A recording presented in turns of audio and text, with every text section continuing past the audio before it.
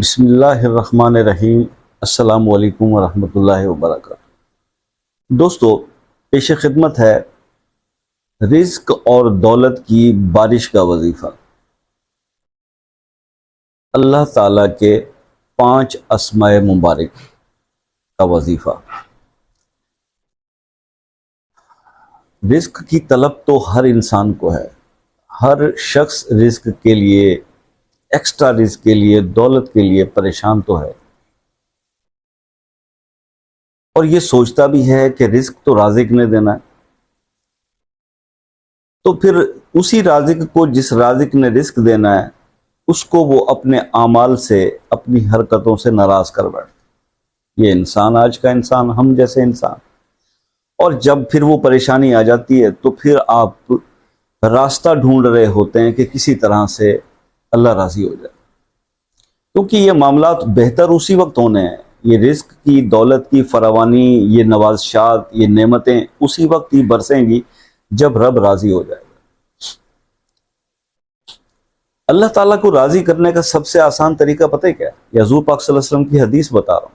سرکار دو عالم صلی اللہ علیہ وسلم فرماتے ہیں کہ اگر اللہ کو راضی کرنے کا سب سے آسان طریقہ جو انہوں نے فرمایا، انہوں نے کہا بھوکے کو کھانا کھلا دو، اللہ بہت راضی ہو جاتا ہے۔ یعنی سب سے آسان طریقہ یہ ہے، بھوکوں کو کھانا کھلا دیا ہے۔ سب سے آسان طریقہ اللہ کو راضی کرنا۔ ایک بار غوث پاک سرکار سے کسی نے پوچھا، حضور تنگ دستی کیسے آتی ہے؟ ایک آدمی پر اچھا بھلا کاروبار چل رہا ہوتا ہے، بزنس چل رہا ہوتا ہے، ایک دم سے تمام راستوں میں رکاوٹیں آنا شروع ہو جاتی ہیں، راستے بلاک ہونا شروع ہو جاتے ہیں، اسباب کم ہونا شروع ہو جاتے ہیں، کاروبار رکنا شروع ہو جاتا ہے، کمی واقع شروع ہو جاتا ہے۔ تو تنگ دستی کیسے، کب انسان پہ آتی ہے، کس وجہ سے آتی ہے؟ تو پتہ ہے سرکار غوث پاک نے کیا فرمایا کہ جو انسان اکیلے کھانے کا عادی ہو جائے، اکیلا کھانے کا، اس پر تنگ دستی جلدی آتی ہے، اور جو اللہ کے دیے ہوئے مال کو تقسیم کر کے کھاتا ہے، بانٹ کر کھاتا ہے، اس پر اللہ تعالیٰ فراخی عطا فرماتا ہے۔ اس کے رزق کے اسباب مزید بڑھ جاتے ہیں، کیونکہ وہ اللہ کی دی ہوئی نعمتوں کو تنہا نہیں استعمال کر رہا، بلکہ وہ اللہ کے بندوں پر، مخلوق پر خرچ کرتا ہے، تو پھر اللہ تعالیٰ اس کو زیادہ سے زیادہ نوازتے ہیں۔ یہ آسان طریقہ کار ہے جو مختلف احادیث میں، بزرگان دین کے اقوال میں ہمیں پتہ ہے، یہ ہم جانتے بھی ہیں۔ لیکن آج کے انسان کا مسئلہ پتہ ہے کیا ہے؟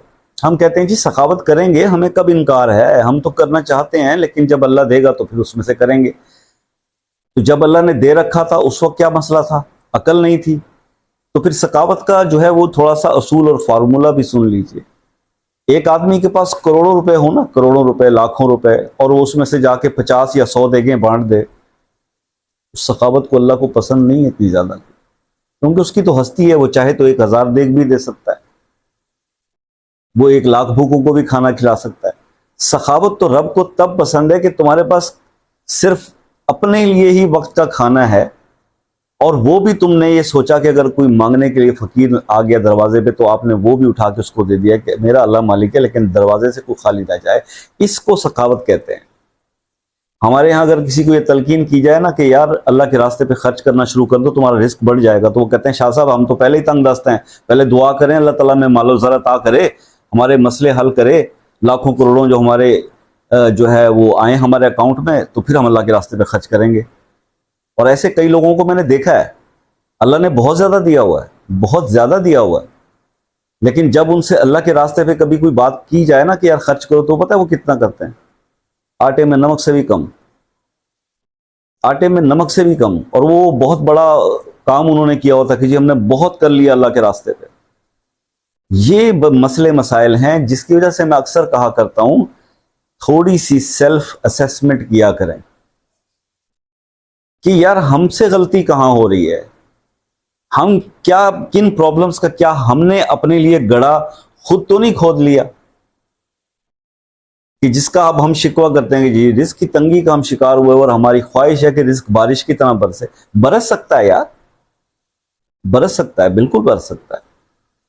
قرآن پاک کے اندر بہت طاقت ہے، اور اللہ پاک اپنے کلام سے راضی بھی ہوتا ہے، اللہ پاک اپنے حبیب پہ درود بھیجنے سے راضی بھی ہوتا ہے، اللہ پاک آپ کے استغفار مانگنے سے راضی بھی ہوتا ہے۔ اللہ تعالیٰ آپ کے اب بھی اس تنگدستی میں بھی کچھ نہ کچھ خرچ کرنے سے بھی راضی ہوتا ہے نا. آپ اپنے آپ کو بدل لیجئے. اس کے لیے بھی ہم لوگ تیار نہیں ہیں مینٹلی طور پہ, کیونکہ ہمارا توکل کمزور ہے. جو مثال کے طور پر ایک آدمی تنگ دست ہے, پریشان ہے, میں تو سمپل فارمولا کہتا ہوں, جو لاکھ وظیفے پڑھ لے بھائی, اپنے عمل کو تھوڑا سا کریکٹ کر لے. کریکشن کیا ہے؟ اب ہم توکل اللہ پہ ہماری کس لیے کمزور ہے کہ ہمارا توکل اللہ پہ نہیں ہوتا اتنا زیادہ. وہ یہ ہوتا ہے ہم اس وقت تک بڑے مطمئن ہوتے ہیں کہ اچھا شاہ صاحب دعا کریں کوئی روزگار ملے, کیونکہ بینک میں ہم نے کچھ نہ کچھ رکھا ہوتا ہے, یا گھر میں 50-60 ہزار لاکھ روپیہ کو رکھا ہوتا ہے کہ 1-2 مہینے کا خرچہ ہے, اب وظیفہ کر لیتے ہیں. اور آپ کو میں حقیقت بتاؤں, یہ میں آپ کو سچ بتا رہا ہوں, میں مولویوں والی بات نہیں کر رہا, زندگی کے اپنے تجربات بتا رہا ہوں. حضور اس آپ کا توکل رب پہ نہیں, آپ کا اس پیسے پہ ہے کہ ابھی تو یہ ہے نا, تو جب ضرورت پڑے گی تو اسے اٹھا کے خرچ کر لوں گا. اس کو توکل نہیں کہتے. توکل تو یہ ہے کہ آپ نے بات سنی, احادیث سنی کہ اللہ دینے والے کو اور زیادہ دیتا ہے, تو آپ یہ کریں کہ اس میں سے اٹھائیں 10-15 ہزار اور اٹھا کے کھلا دیں بھوکوں کو کھانا, مسکینوں کو کھانا. پھر دیکھیں کیا ہوتا ہے, کیسے بارش ہوتی ہے رزق کی. ہوگی.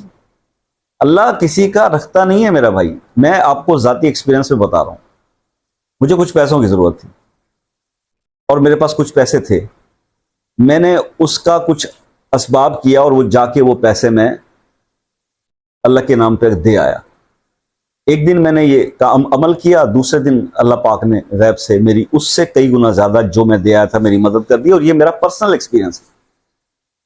اب اسی طرح سے میں آپ کو ایک اور چیز بھی بتاؤں, ایک حدیث اور سن لیجئے صدقے کے متعلق, صدقہ اور خیرات جو ہم کرتے ہیں. صحابہ کرام سے ایک بار رسول اللہ صلی اللہ علیہ وسلم نے پوچھا کہ تمہیں پتہ ہے کہ بہتر صدقہ کیا ہے, افضل صدقہ کون سا ہے؟ تو صحابہ نے اپنی سمجھ اور فہم کے مطابق کہا جی مسافر کو دینا. سرکار نے فرمایا نہیں. تو انہوں نے کہا جی کہ کسی یتیم کو دینا, یتیم کو اپنا صدقہ خیرات دینا. سرکار نے کہا نہیں. انہوں نے کہا جی مسکین کو, بے گھر کو دینا. انہوں نے کہا جی نہیں. غرض کہ انہوں نے سب اسباب جو انہیں سمجھ میں آتے تھے تو انہوں نے وہ گنوا دیے. سرکار نے کہا نہیں. تو انہوں نے عرض کیا یا رسول اللہ صلی اللہ علیہ وسلم ہمیں بتائیے کہ پھر آپ بتائیے کہ سب سے افضل صدقہ کیا ہے. تو سرکار نے کہا سنو, تمہارا رشتہ دار ہو, تمہارا رشتہ دار ہو, تنگ دست ہو, مجبور ہو, غریب ہو, اور تم سے ناراض ہو, مطلب آپ یا وہ آپس میں آپ سے وہ ناراض ہو, وہ صدقہ کسی طرح اس کے گھر پہنچا دو, یہ سب سے افضل صدقہ ہے. اب سمجھ میں آ رہی ہیں باتیں؟ میری باتیں کچھ عجیب سی ہیں, میں حدیث سے بات کرتا ہوں, پتہ نہیں آپ کی سمجھ میں کب آئے گا. خیر, آپ وظیفہ سننا چاہتے ہیں تو وظیفہ سن لیں. اللہ کے 5 نام ہیں یار, یا ستارو, یا غفارو, یا حنانو, یا منانو, یا ذوالجلال والاکرام. ان 5 نام کو ایک بار یہ میں نے پڑھا, یہ ایک کاؤنٹ ہوگا اس کی, اسی طرح سے 100 کر لیں. ایک تسبیح فجر کی نماز کے بعد اول آخر 3 بار درود ابراہیمی, اور ایک تسبیح مغرب کی نماز کے بعد اول آخر 3 بار درود ابراہیمی. یہ 21 دن کر لیں. اس کے اندر یہ جو الفاظ میں نے آپ کو بتائے ہیں, اس میں یا حنانو, یا منانو, اور یا ذوالجلال والاکرام پہ تو آپ کو بہت زیادہ ریفرنسز بھی ملیں گے کہ دعا کی قبولیت کے لیے اس میں اعظم ہے, یہ اس کے اندر چھپا ہوا. یہ 5 نام ہیں. آپ اس کی ایک تسبیح فجر کی نماز کے بعد اور ایک مغرب کی نماز کے بعد اول آخر درود پاک, درود ابراہیمی, یہ شروع کر دیں. 21 دن کر لیں, اور لیٹرلی آپ دیکھیں گے کہ اللہ پاک, کیونکہ آپ اللہ سے معافی. لیکن میں وہی بات کر رہا ہوں کہ جب یہ جو لوگ مجھے آ کے پھر بعد میں کبھی یہ بتاتے ہیں نا کہ یار یہ بھی شاہ صاحب وظیفے نے رزلٹ دیا, تو میں یہ عرض کرتا ہوں کہ دیکھو ہم جو کر رہے ہوتے ہیں نا, وہ ہمارے اعمال اس کے ساتھ میچ نہیں کر رہے ہو نہیں پا رہے ہوتے. مطلب کچھ ایسی حرکتیں ہم سے ہو چکی ہوئی ہیں کہ جس کی وجہ سے وہ چیزیں جو ہے ایکسیپٹ نہیں ہو رہی. لیکن جب آپ اللہ کے راستے پہ دے دیتے ہیں تو وہ پھر کیسے بھی آپ کی کنڈیشن ہو وہ ایکسیپٹ ہو جاتی ہے اور آپ کے حالات بدل جاتے ہیں. Now it is up to you کہ آپ کیا کرتے ہو. عمل کر کے دیکھیں. میری دعا ہے اللہ تعالیٰ آپ کو کامیاب کرے. دعاؤں میں یاد رکھیے گا. ملتے ہیں نیکسٹ ویڈیو میں, تب تک کے لیے اجازت دیجیے. اللہ حافظ.